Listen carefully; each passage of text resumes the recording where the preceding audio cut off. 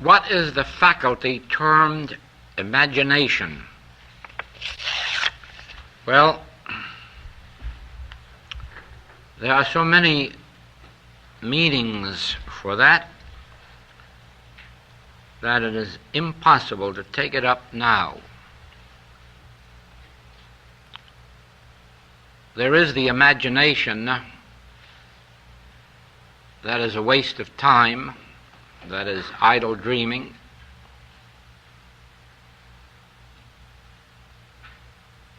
Conjuring up probably of improbabilities.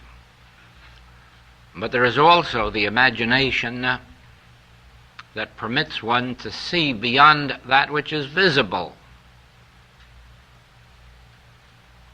There is also the imagination that can vision beyond even the possible. It takes imagination for an Admiral Peary to believe that he can reach the North Pole.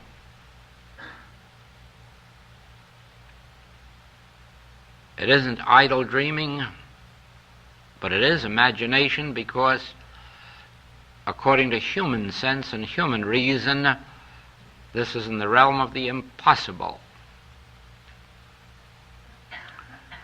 There are other phases of imagination. Even to the extent of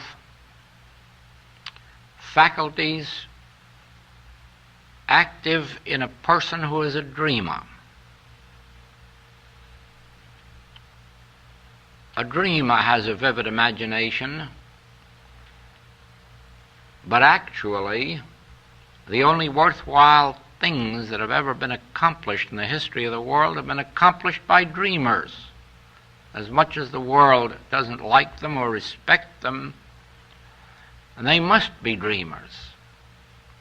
They must have vivid imaginations before they can accomplish, because there must be a goal beyond that which has ever been accomplished that they must first vision, dream about,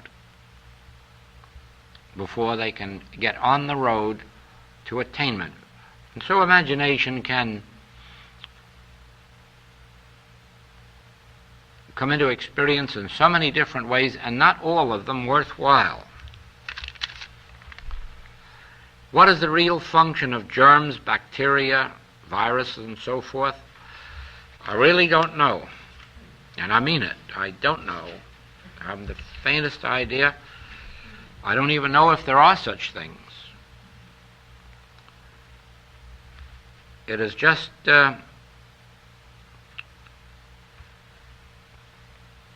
actually, I know very little about this physical thing. All of these things that come under the heading of physiology and biology and all the rest of these things might just as well be Sanskrit as far as I'm concerned. They're far beyond my imagination, and I've never understood them, and I don't think I've had too much interest in trying. There too, you see, I have lived more or less in the dream world, trying to find that which is invisible, that which is unknowable. And I've had no interest in this tangible experience except in the measure that it should show forth the harmony of what we discover in this other world. No, all these things, anatomy, all the rest of these, they're Greek. Will you speak on the subject of holidays? How are they to be interpreted and observed from a spiritual standpoint? For instance, Thanksgiving. Of course, that could be Christmas or 4th of July, or the President's birthdays. Here we come to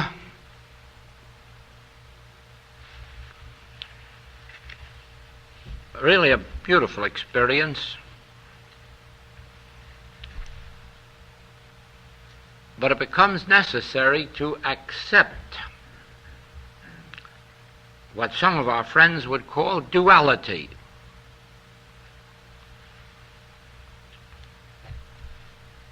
The Master prayed that the disciples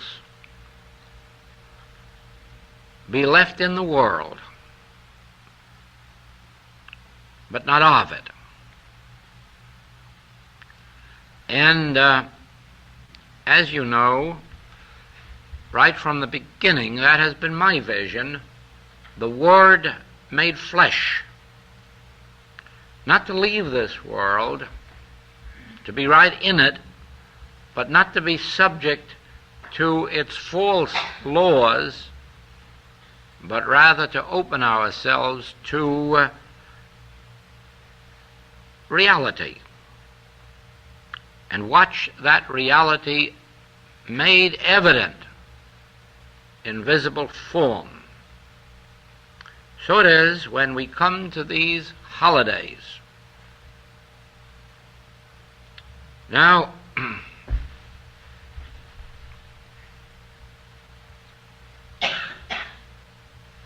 we realize, of course, that the origin of Thanksgiving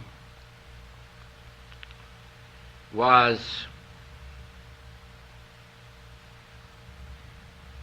the fact that the pilgrims had come into this land of seeming lack and stress, and yet at this particular time had demonstrated their needs met in many different ways, and they offered thanks. Actually, we don't know whether that really happened, because Thanksgiving holiday came into existence after even their grandchildren weren't around, so that we do not know whether the Thanksgiving actually was celebrated by the pilgrims, or whether it was a later invention ascribed to them. But it really makes no difference, because the idea itself is good. They were in this cold, barren country and surrounded by warring Indians, and yet through all of their hardships these daily needs were met, and it is logical to believe that a time came when someone would call this to their attention and remind them of how much they had to be thankful for, and that there may have been some such ceremony, and then later it is incorporated as a national holiday. Now, as far as we are concerned,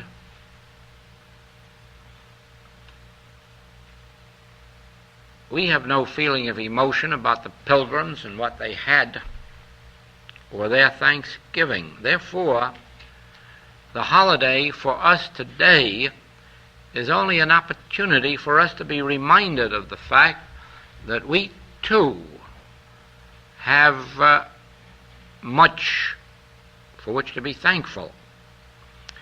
It is really an opportunity for a Sabbath day, a day of quiet, a day of peace, a day of reflection and rejoicing.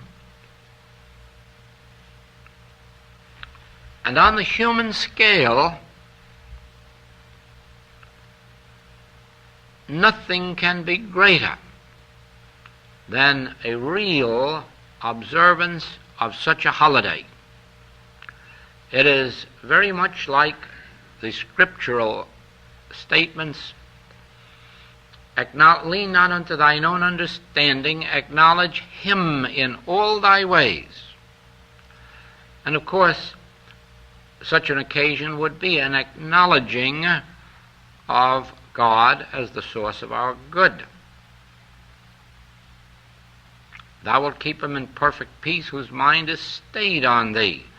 And here for a whole day we have this opportunity of pondering the infinite nature and the divine nature of that which is supplying this earth and all those that are in it. But this type of worship is a minor thing in comparison to the spiritual interpretation of thanksgiving. Firstly, because spiritually understood thanksgiving cannot be confined to a day, a week, or a month. Thanksgiving is a state of consciousness, and it has to become a permanent state. Now, until we, as spiritual students, realize that there cannot be such a thing as a minute of the day or the night when somewhere within us there isn't a thanksgiving, a giving of thanks, a recognition or acknowledgement of the spiritual source and activity of all being. I can't conceive of living long without the eyes hitting some form of beauty, some form of supply, some form of nature, some form of good, without it bringing up inside of one a deep sense of thanks that these things are so. I think of this particularly when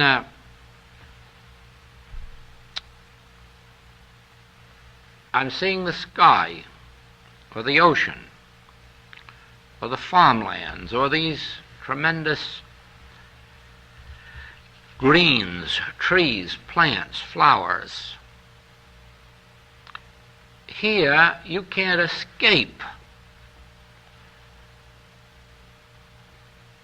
the vision of God appearing in infinite form and variety, in infinite abundance, in infinite joy and peace, and how that could impinge itself on one without bringing to light a sense of thanks, of thanksgiving, of gratitude, of rejoicing, I don't know. Now, a barren heart would be one that does not consciously become aware of God's glory as it is being made manifest in our human experience.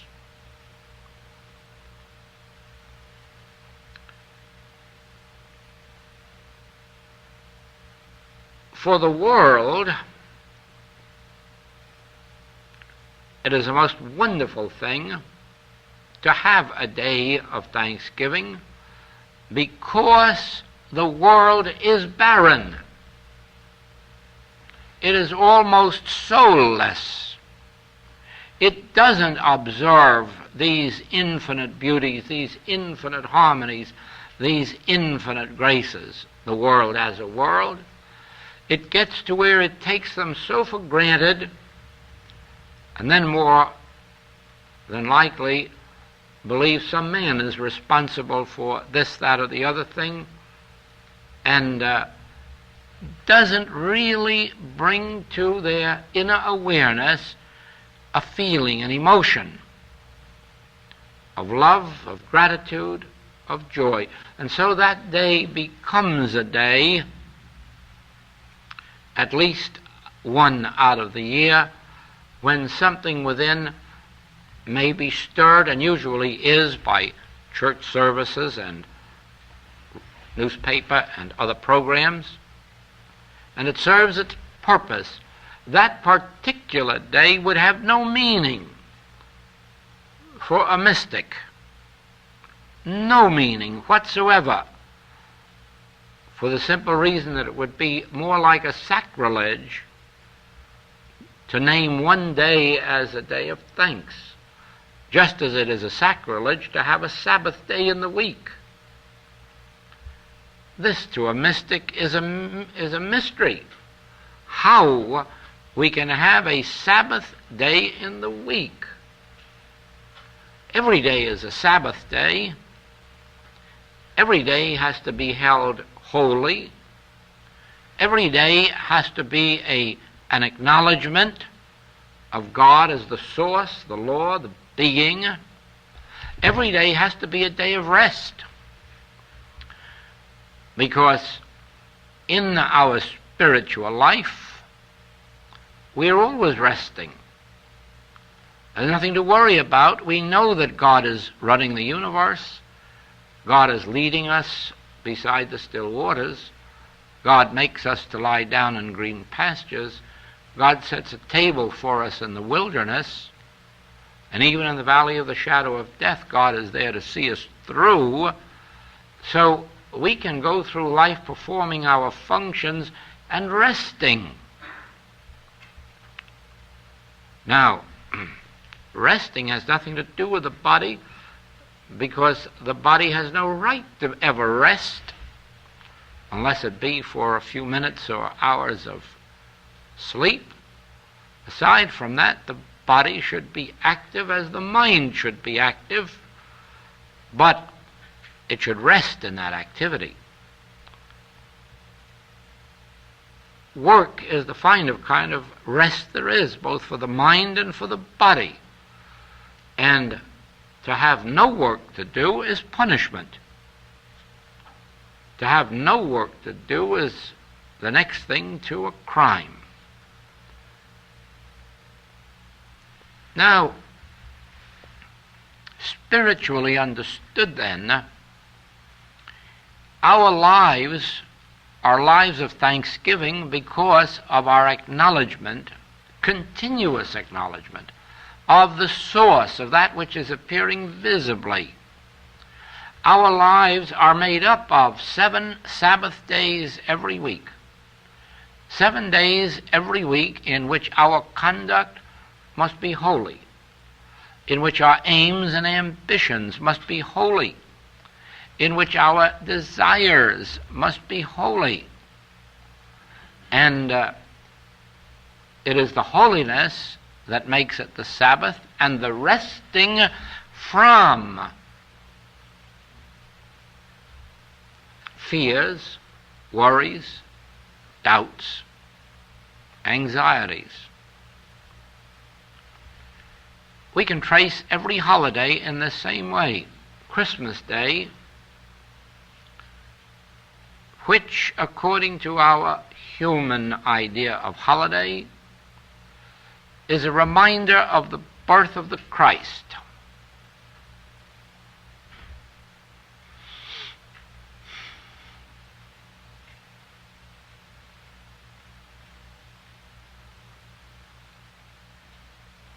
Actually,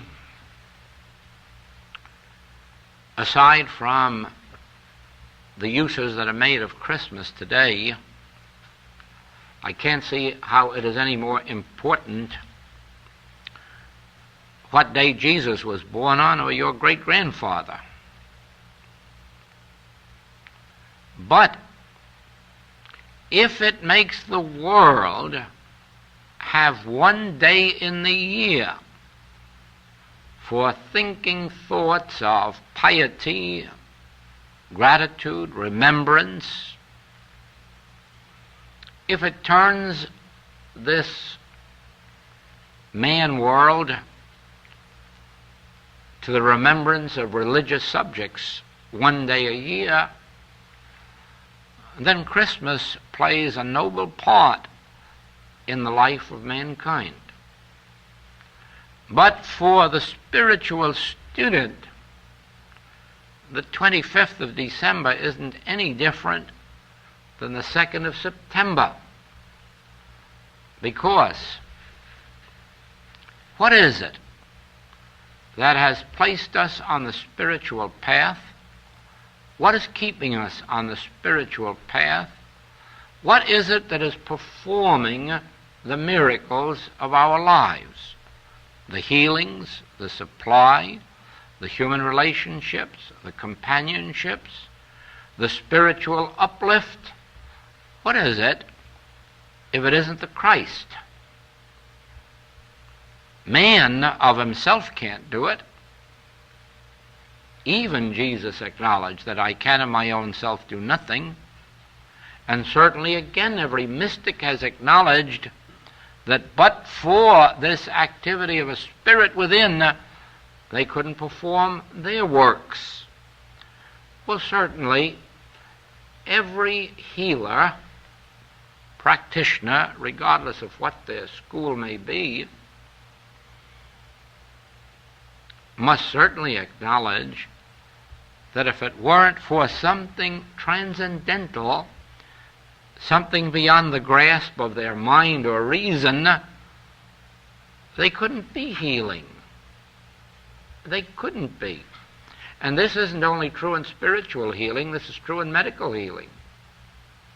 I doubt very much if there is a medicine or an operation that will ever cure anyone separate and apart from the consciousness of the individual performing the work.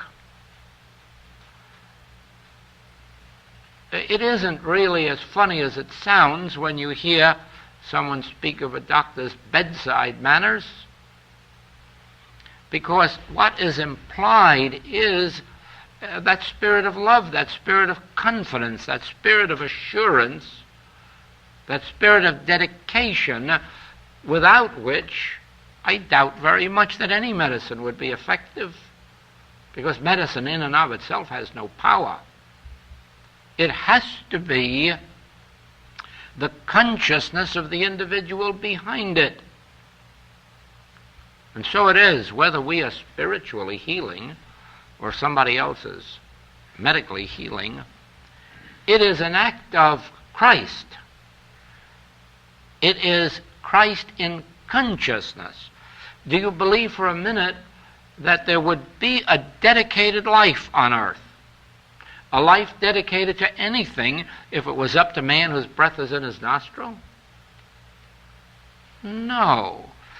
No, a dedication comes from the activity of the Christ, the activity of the presence of God in the consciousness of an individual, even if they do not recognize it. That is what is behind it. And therefore we are witnessing not only the birth of the Christ. There can't actually be a birth of the Christ. There can be a moment in which it is made evident in our consciousness. And for this reason, then, every day of the week is December 25th. To an individual who realizes that every act of good that is performed anywhere on earth, any act of service, unselfish service, dedication, is really not man. It is the activity of the Christ as it is expressed in individual consciousness. To the world, it is absolutely fitting that we have a day in the year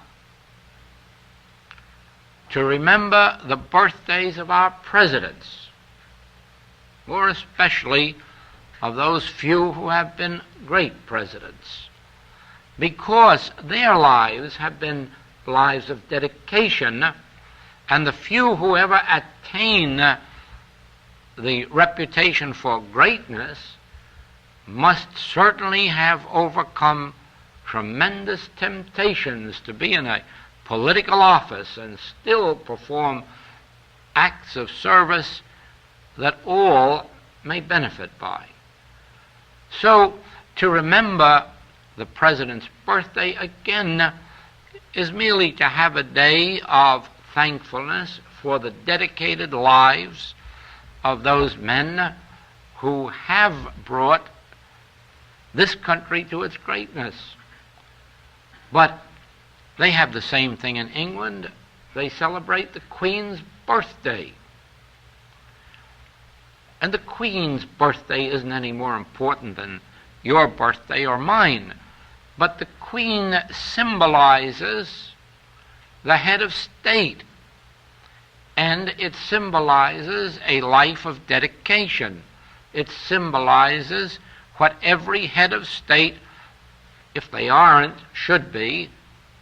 And therefore, in celebrating that, it merely gives the population of unthinkers an opportunity to have one day at least to say thank you for a life of dedication.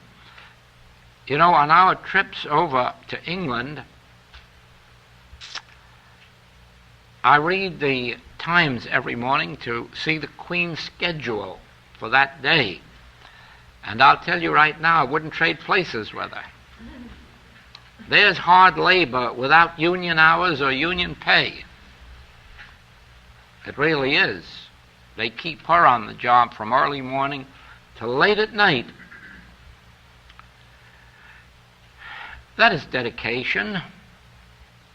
And people should have an opportunity during the year to remember, to respect, to honor. For us, that isn't necessary. For us, it must be clear that every day in the week we are thinking either of a president or a secretary or a cabinet minister or some foreign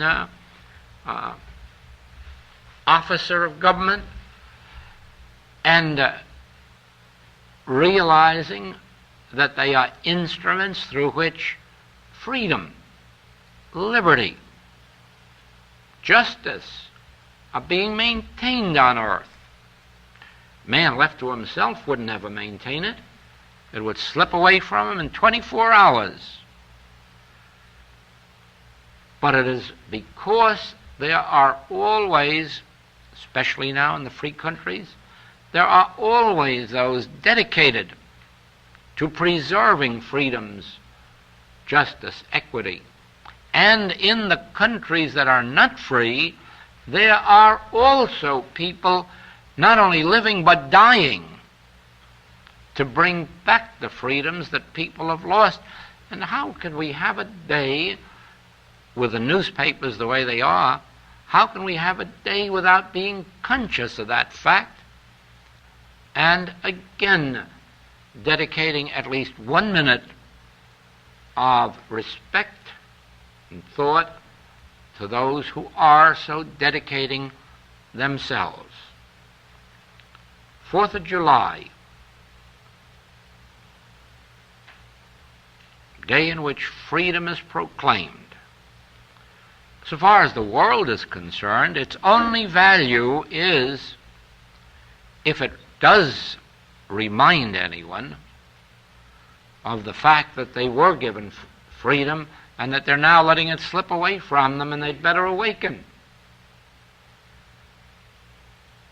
We ought to have 4 4th of Julys in this country, so that there'd be 4 times the amount of reminders that we did have people in this land to give us freedom, fight for it and die for it, and inspire us to at least keep it. For us in this work, that isn't necessary.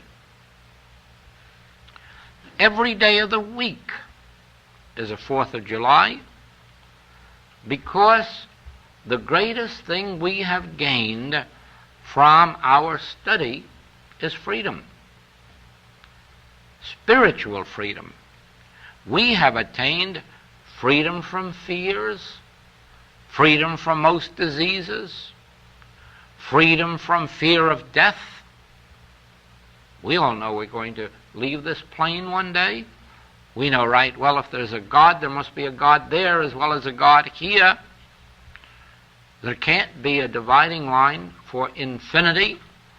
And so it is then that the greatest quality, the greatest activity that ever comes into the experience of a spiritual student is freedom. We live free of theological domination. We're even free of the law. By obeying it, we stay more completely free, and we obey it more as spiritual students than would otherwise have been the case. We are free, even if it's only in a measure, of the fear of lack and of the experience of lack. Our entire work is attaining freedom. The whole mission of the Christ is to set us free. So therefore, we need no 4th of July. Every day has to be 4th of July, in which we rejoice in our freedom and in which we remember how it is attained and how we can bestow it on those who come to us. What is it we do as practitioners or teachers when patients or students or learners come to us? What do we do, since we don't know anatomy and physiology and biology? We don't know medicine and we don't know surgery. What do we do except set them free? We set them free from their physical worries. We set them free from economic worries. We set them free from theological worries. The greatest freedom that comes to a spiritual student is he knows he isn't going to go to hell. And he's the only one who knows it. All the rest of the world is looking forward with dread to that horrible experience of what it may be. But not the spiritual student. The spiritual student knows the only hell he can ever know is the one that he creates. And he can just as well have it here as hereafter, and he can just as well get free of it here as hereafter. Our entire work is bringing freedom to those who come to a message like this. And how then can we wait for 4th of July? Of course we don't. One thing we all learn in this work: I don't believe that there is any walk of life at all where there is more gratitude, more love, more sharing, more honoring than in this work. None. I'm sure that there is no other endeavor on earth, no other phase or facet of society where so much gratitude and so much love and so much joy is expressed as in spiritual work. And why? Because really, the only thing anyone ever has to be thankful for is freedom. Nothing else is worthwhile without freedom. And with freedom, everything else is added. And therefore, freedom is really the whole of a spiritual activity. So it is, while we are in this world, like the disciples were, let us celebrate these holidays. And let us encourage the rest of the world to do likewise. Only for us, let us not limit it to those days, but remember that there are 365 days in the year, and every one of them is equal to each other. And therefore, each one has to include the 4th of July and the 25th of December, and the last Thursday in Thanksgiving, and the President's birthdays, and our parents' birthdays, too. That's a pretty good day to celebrate. Yes. Yes, I get thrills out of these holidays. I get thrills even in observing them as they are humanly observed, merely from the standpoint of remembering that even to those who ordinarily wouldn't be turning their thought to the higher message, this one day, in some degree, they all do. I'm all for holidays and closing schools. can close them all on holidays for me. Now, this is what's in my mind.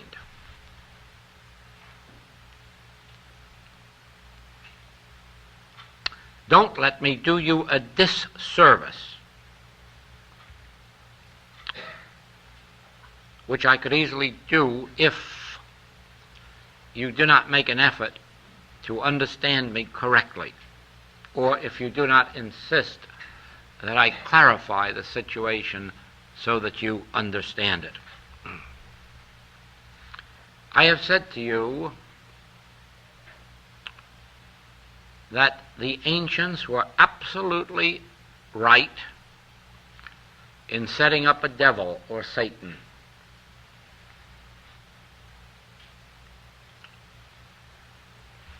They were absolutely right in understanding that there is an impersonal source of evil which tempts us, which comes to us as temptation, and which never bothers us unless we succumb to the temptation. The mistake they made was setting up the devil as an opposite of God, an opponent of God, and thereby giving God an eternal warfare, an eternal attempt to get rid of the devil without ever being able to succeed. Had they understood that this devil or impersonal source of evil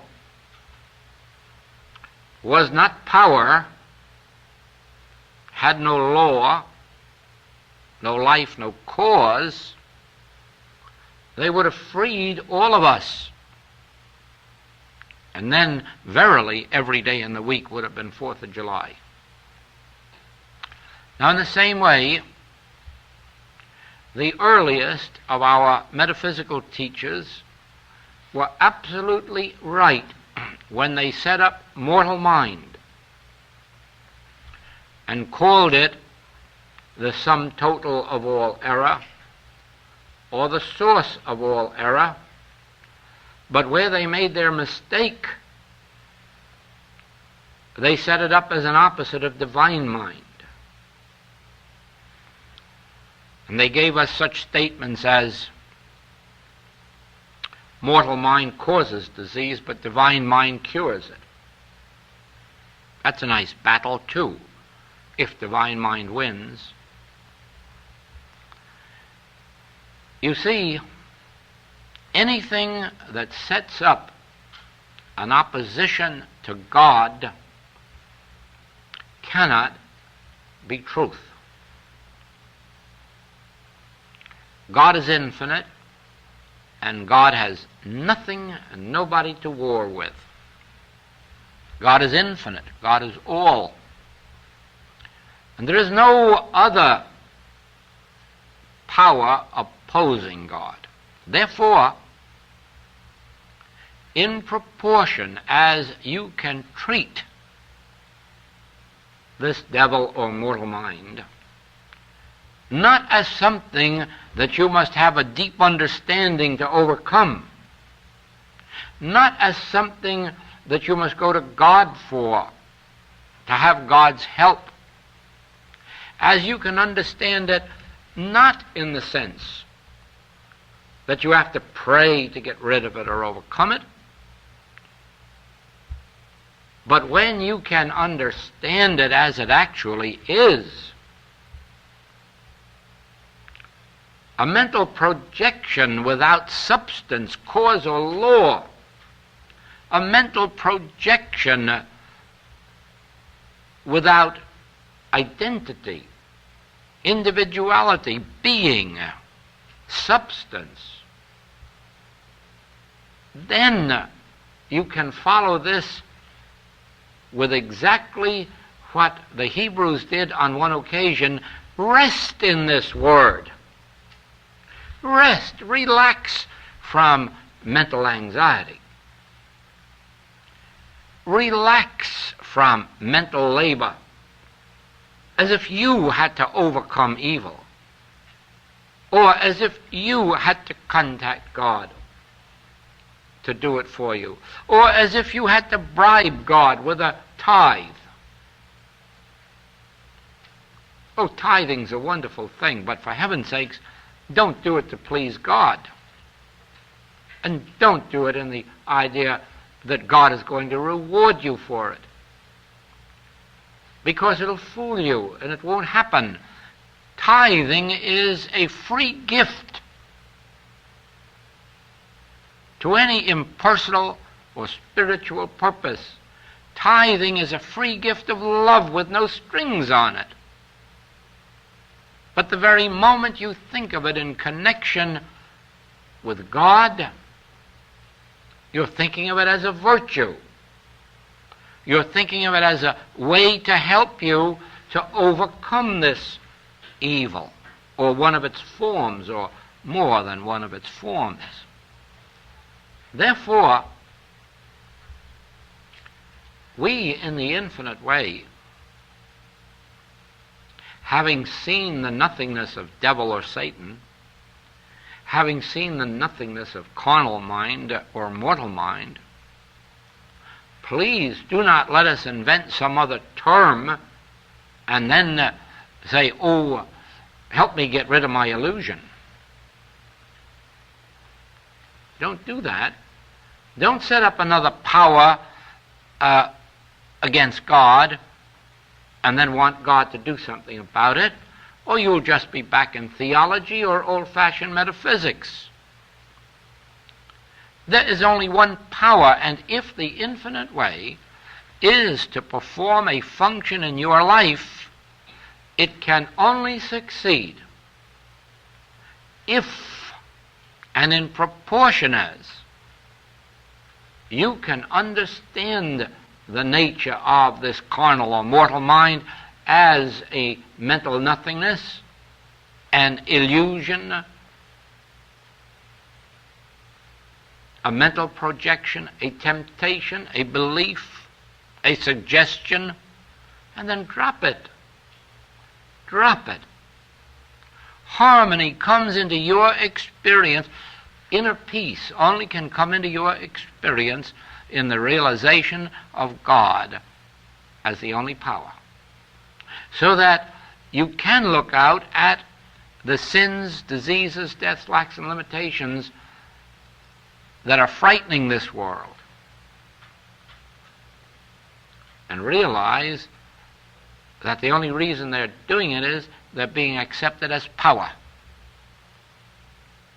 The only reason they're perpetuating themselves is that they are being feared and fought. I bring you back over and over and over again to the Master's teaching of resist not evil, of put up thy sword. Over and over I come back to it so that you may study those passages and ask yourself, why did he say, resist not evil? And you must come to the conclusion that if he could heal blindness with spittle, that evil isn't very much of a power. If he could make the lame walk merely by saying, what did hinder you, then lameness can't be a law.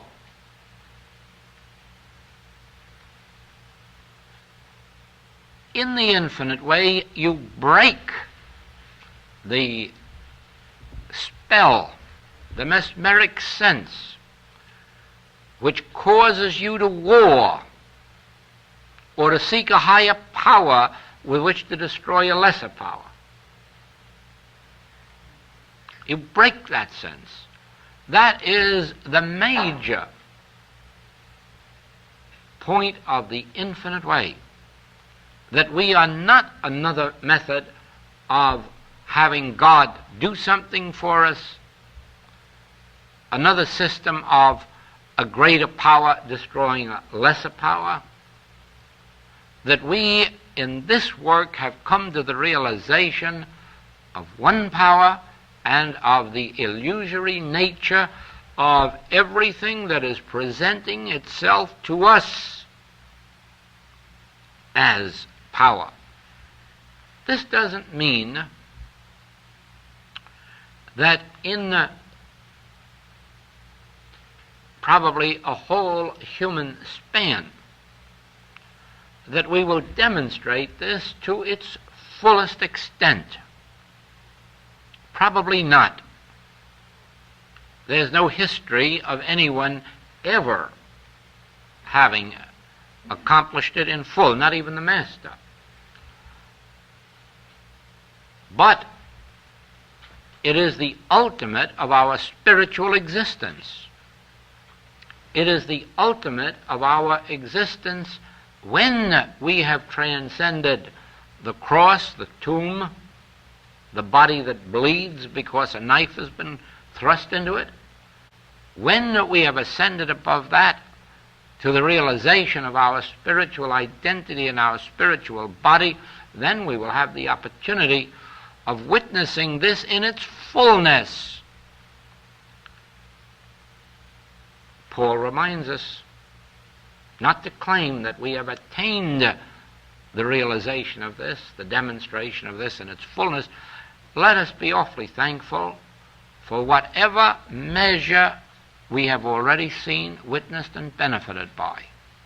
Let us be grateful at least we know the principle. And if our particular aeroplane is only flying 100 miles an hour and for only 1 hour, let us at least be grateful that since we know the principle, we can keep on working with it until our plane flies around the world at 1,000 miles an hour. In other words, it makes no difference how small our demonstration is today.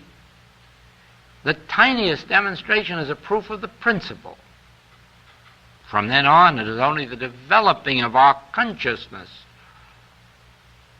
the increasing of the depth and the scope until we perform the greater works. And then someday, at the point of ascension, the greatest works. The main thing is not the degree of your demonstration, the degree of your awareness of what the principle is that is to be demonstrated. And the principle that is to be demonstrated is that God in the midst of us is not only mighty, but the only mightiness there is. Not that God is a great power that is going to do tremendous things for us, but that God is the only power and nothing need be done for us. The realization of the greatest truth ever revealed, thou couldst have no power over me unless it came from God. What did hinder you? Pick up your bed and walk. As we abide in that principle, as we apply it to every facet and every phase of our human existence, we develop a greater consciousness of it, and thereby a greater demonstration of it. Please, above all things, as you read these writings, and over and over again come to such statements as nature of error, carnal mind, mortal mind, please don't be frightened by them as if they were something you had to overcome, but remember that they are terms for something you don't need to overcome.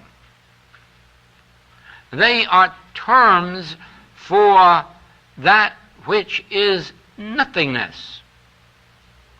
And when you read them, have the same feeling about them that you would have about a soap bubble. A nothingness. Now, maybe it would be a good idea to change all those terms, carnal mind and mortal mind, into soap bubble.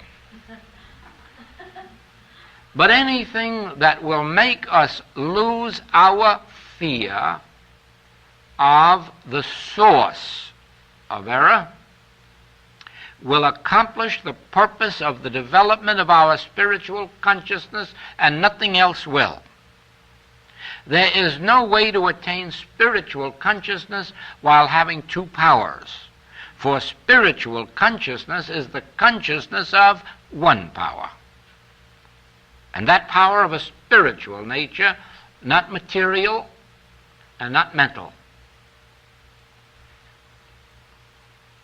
Whatever it is that trains us into an entirely new thought, a new state of consciousness, a new state of being, so that we can look upon all of the forms of evil, whether they're thrown at us under the guise of drug addiction, alcoholism, incurable diseases, and throw them back into the one word or one term: carnal mind, mortal mind, arm of flesh, fleshly mind, and thereby lose all fear of them. Then you find you have attained a greater awareness of spiritual consciousness, a greater attainment of the consciousness itself. As you know, most of you have been confronted in one way or another, some time or another, with some friend who has said, "I have a headache," and you've done a little work about it, and the headache disappeared. If you ever ask yourself how it came about, the answer is you're not very much afraid of headaches. And therefore, it didn't concern you too much. You weren't afraid they were going to die. You weren't afraid they were going to go insane. You weren't afraid that they'd go unconscious. It was just a headache. And therefore, with no fear of it, you turned within, you realized a few truths, and that was the end of it, and probably was the end of the headache. Yes. That must be our attitude in the final analysis. When we are confronted with any and every phase of discord, including the last enemy, and are able to say, as Jesus did, "He's not dead, he's just asleep. Let's wake him up." Oh, I realize I'm talking now very absolutely, and not asking to be pushed into that position too quickly. But nevertheless, as we grow, so we are asked for help on this, that, or the other thing, and gradually approach each and every problem without fear. Without fear, in the same way that we approach the simple headache. Oh, it's just a headache, well, let's do something. And then we'll have our little realization, and it's done. Once we realize that the name or nature of the discord, physical, mental, moral, financial, is of that same nature as the simple headache, so that we do not fear it, then we do the same thing. We go within, have our brief meditation, receive our click, and we drop it. But remember this, that to do that, and then be sitting by waiting for the telephone to ring every minute how the patient's getting along, is to prove that you have not attained the principle. To fear to give a treatment to your child because it's your child means you haven't attained the realization of the principle.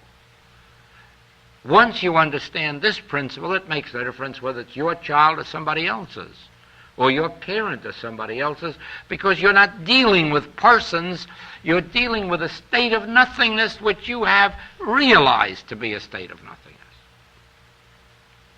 That's what you're dealing with, not the person, not the patient. They don't enter it. They're merely the beneficiary of your understanding, if you have understanding. They're going to be the victim of your lack of understanding if you don't have the understanding. But it isn't the patient that you think about, nor is it the disease, nor the unemployment, nor the poverty, nor any other phase of the error in their life. What you are thinking of is the principle of your work. And the principle is God, and an infinite God. And the principle is that we are being tempted by a million different pictures, all of which emanate from the same old devil or mortal mind, or arm of flesh, or fleshly mind, and all of which represents the arm of flesh, or nothingness. In proportion as you can face the claims that way, you can meet them.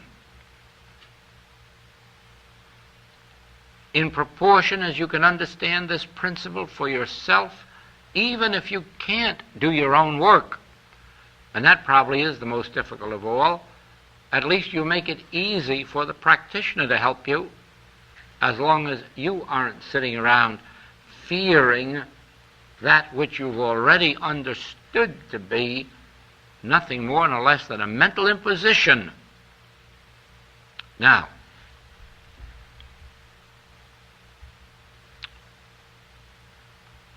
all of these mental impositions come through the human mind. And therefore, it is necessary to understand that this so-called mind of man, this mind that knows good and evil, is not a power. Not a power in the sense of creating evil or being evil. Try to understand the true nature of your mind, and you'll be at peace forever.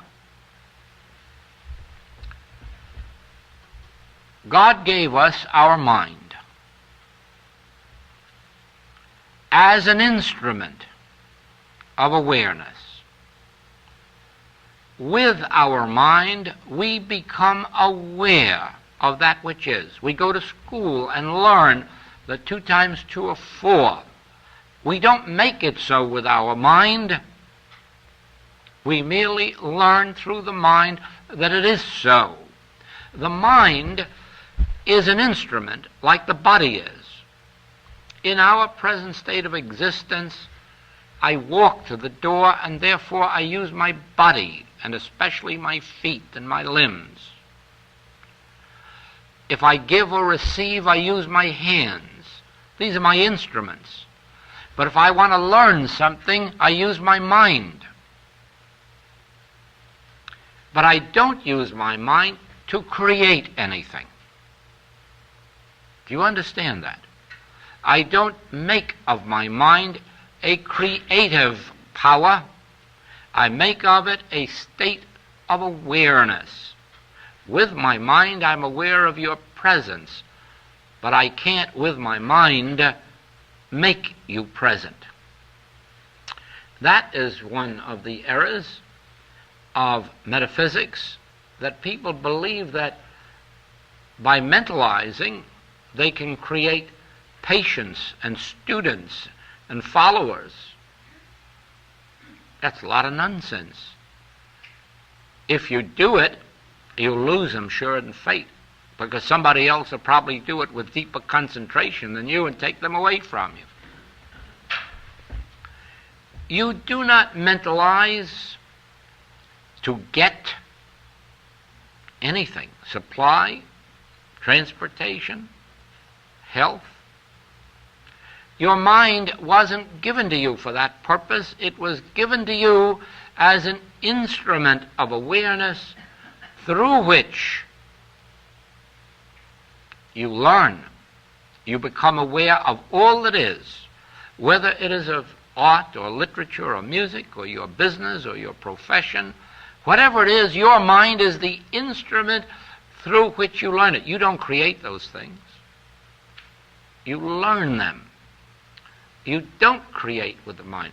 But too many have been taught that thoughts are things, and therefore all you have to do is think a thought and get a thing. Don't do it. It's a dangerous practice. It can be done on some small scale, but it's dangerous.